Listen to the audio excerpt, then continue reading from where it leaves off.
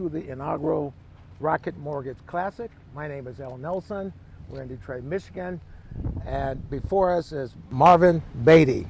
And Marvin Beatty, there's a lot I can say about him, but I will just quickly say that a senior executive with the Gilbert team, an entrepreneur in his own right, and a community leader. Marvin, it's so glad to have you here. It's good to be here, Al, on this Okay. beautiful day and the beginning of the Rocket Mortgage Classic event. And as I said, this is the inaugural event, and I'm going to ask you, Marvin, could you tell us the genesis of this event and how did it land in Detroit? Well, I think it's been a dream of Dan Gilbert to bring a tournament to the city of Detroit, and you know, Dan has just over time done everything he possibly could to make sure that what happened around the country of a positive nature ought to happen in Detroit. And this goes back for the last 6 or 7 years when he first approached the Detroit Golf Club about bringing an event. And, you know, to his credit, having been in D.C. for a number of years and with his tournament, with the Quicken Loans tournament, an opportunity to bring the Rocket Mortgage Classic to Detroit, he was able to pull it off, as he has so many things. Well, before we go any further in terms of this event, how is Dan? Well, I mean, the word is that he's working hard towards recovery, and we just pray that he's able to recover fully and come back and continue building his legacy and the legacy of the city of Detroit. Well, I can say for all his friends, locally and nationally, as well as probably globally, we all wish him well. Absolutely. And he's in our prayers. Absolutely. Now, going back to the event, what, if any, role did you play in getting this event here? Well, none really in getting it here. I've been part of the Rocket Mortgage Classic board of directors since we were able to solidify the deal with the PGA to bring it to Detroit. So I have been involved really since the time when it had been made clear that in fact the golf tournament was coming to Detroit. So after this actual event, what would be a continuing role that you will play, and particularly in view of the board that you just mentioned? Well, you know, my participation as a board member, and you know, we really haven't talked about, you know, whether our service is a continuum into the next 3 years, but I assume that it is. But our role is to help to ensure that the event goes off as it's been planned, and that we raise the money that's necessary to support the charities and in the city of Detroit. And most people probably are not aware, but the monies raised are used for charity. Yeah, the PGA is a nonprofit, and so a very sizable portion of all the revenue that is raised after expenses goes to charity, and typically it's in the $1 million range that is distributed amongst a number of identified charities. Well, in Detroit, this is such a big event, and I'm just wondering, why should it matter to Detroiters that it's here, and by it, the Golf Classic? Well, look, for one thing, it provides exposure, and exposure means opportunity. And whenever we can expose our community to the world, more people look at it in a way as a possibility for investment. And investment means jobs, investment means growth. So I think the exposure that this city gets as a consequence of this great event is a real positive, and it really sets us up for other possibilities for other major events. When you can put any of these successes behind you, then people begin to look at you. You look at the car race. You looked at, we've had Super Bowl, we've had All-Star games, we've had NBA championships. All of those things put this market in the minds of people and from all different walks of life. So I think it's great for that, but more importantly, I think it gives our young people an opportunity to see what the golf world is like, and to see as many of them explore the First Tee and Midnight Golf and these other organizations that are working with young people to help build a career, not necessarily in golf, but certainly having a golf component. It gives them an opportunity to really see at this level what the opportunities can be. So when we talk about Detroit in particular, you got a lot of people of color, obviously. How are we planning to include the masses in the economy of such an event? Well, look, I mean, as the economy spills over, and you have to always recognize that that being the inaugural event, the economy is a learned experience. And as we learn going forward some of the economies of scale, we're able to make some adjustments in some of the things that we may have accomplished in this first year.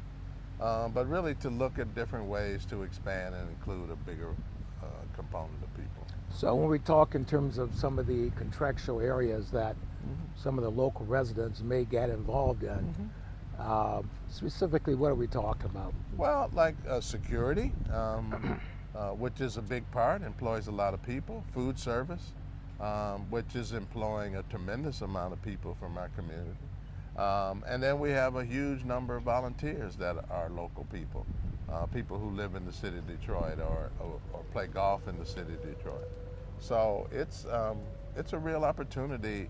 It's a mixed bag, but again, you know, inaugural means just that.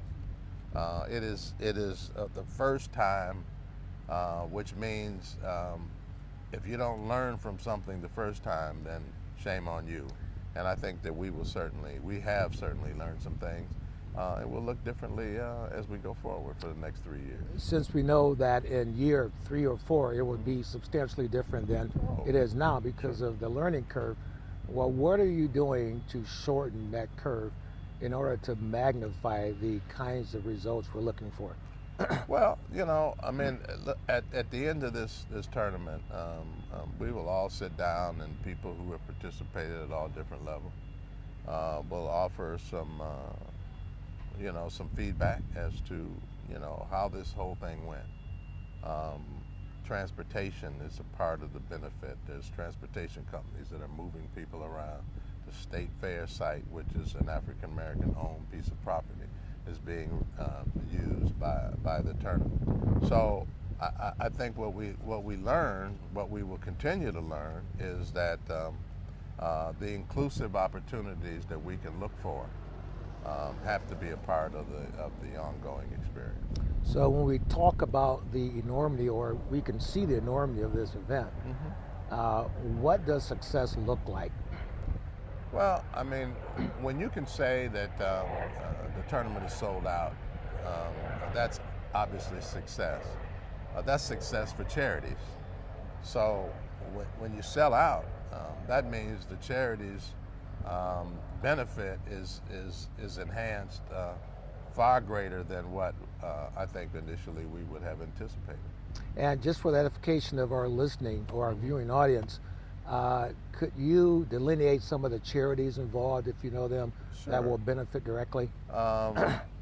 First Tee, Midnight Golf, Children's Center, the Caddies Scholarship here at the Detroit Golf Club, which the majority of caddies here at Detroit Golf Club are African American. So it's a variety of different charities, and the beauty of it is that organizations could sign up for Birdies with Charity and then go out to their donors and ask them to donate to them through the Birdies of Charity. So it's a bigger umbrella even than one would be able to identify. I see. And I noticed outside of, I think, East Lake Country Club in Atlanta, it's in Atlanta proper, this is the only predominantly African American city that a PGA tournament is held. And my question to you, Ms. Beatty, is why is that relevant?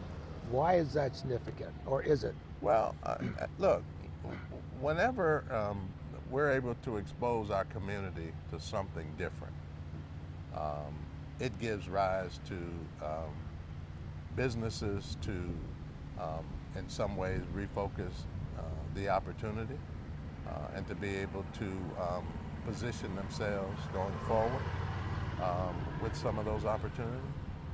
So I think that, at the end of the day, when you can expose young people, when you can offer business opportunity to people in the community who hire from the citizenry of this city, we've done better. Now, is this the all to be all for what's good for the city of Detroit? Absolutely not. But it is certainly one more step towards building a reputation that sporting events need in order to thrive. And we want to be in position to receive sporting benefits, sporting event benefits, because they do help people. But you have to recognize that golf is what it is. Everybody that's, living on 6 Mile and 7 Mile and on the east side on Gratiot are not golfers. That's right. So golf is a very expensive sport, but the African American participation with golf in Detroit is huge. And I think you'll see that around the golf course. You'll see large numbers of young people and folks who are interested in the sport of golf.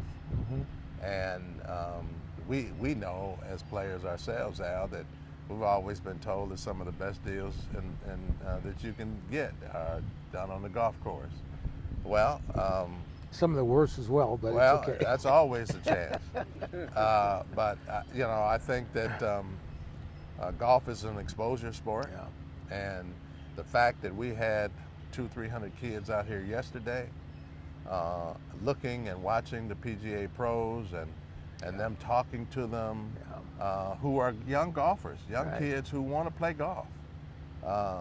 It just illustrates that there's an opportunity here for our community, and we can't miss it, and we can't be short-sighted as to what the values are. Well, certainly, if you can see it, if you can envision it, you can do it. Mm-hmm. I think it's significant, and you can just comment on this if you will, the fact that this is an outside event as opposed to an inside event. Mm-hmm. Comment on that if you like. Well, you talk about inside events, you talk about an NBA championship, NBA All-Star game, a baseball game, All-Star baseball, championship football. They're all in a confined space. And when you start talking about allowing for $10 today and tomorrow for people to come to the golf course for $10 and see really this magnificent golf courses that many people in Detroit never knew was here. So, as a member of this institution that, not too many years ago, didn't have any African American members. But today, we have the largest contingent of African American members of any golf club in the country, which is what Detroit is. Yeah, that's what Detroit is.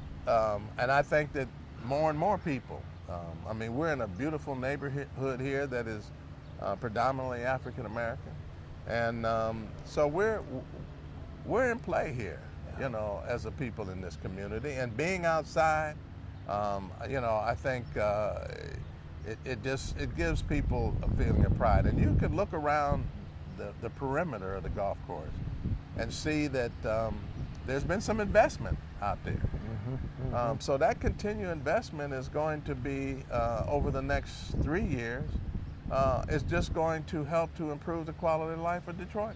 Well, let me say this as a final statement, that you mentioned the word proud. Well, being my dear friend, being a member of our community, you make us all proud. You and your lovely thank you wife, very much. Maxine. Thank you so much. All right. It's you know, Tell Us Detroit is you know, is really trying to focus on giving people knowledge and understanding of what's going on in the African American community and who's participating.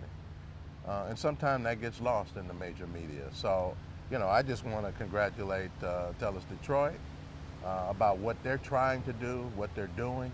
And I think that the exposure that people will get from watching this interview and getting a better understanding as to what is really important towards trying to improve the quality of life of Detroiters. This is not the only thing. But what it does do is it enlightens our young people to build character, to understand that there are opportunities outside of what they see every day. And for that benefit in and of itself, I think it's a great thing. Well, thank you for all what you do, my brother. Thank you. My pleasure. Thanks, Al.